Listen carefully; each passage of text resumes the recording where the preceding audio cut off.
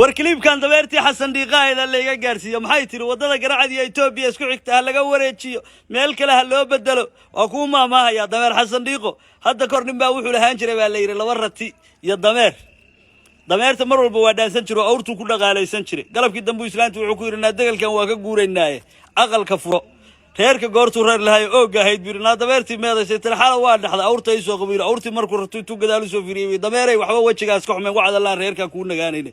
wadada garacada hadda dabeer xasan dhiiqoy wacad Allah aysan saa ku istaageen haddana shaqadeedu waa socotaa 6 bilood bay ku soo gabagaboobaysaa noloma tilmaama anaga dhul la dhistay dekada la dhistay ee la booro la dhisto kuwa jala fuuqsanaysa anaga ku dhisnay kuwa maanta ku dhex jidhina anaga ku dhisnay kuwa aanu leenahayna anaga dhisnay haddana tan waa dhisanayna oo waa dhamaysanayna beesha caalamkana waa kaaga xog badanahay iyo deeqaheeda meel walba anaga fadhina haddana khaatuma isteed baan rabnaa dekadeeda inaan dhagax dhigno dhamayno meeshii la laas qoray boorti hadday dhamaanaysa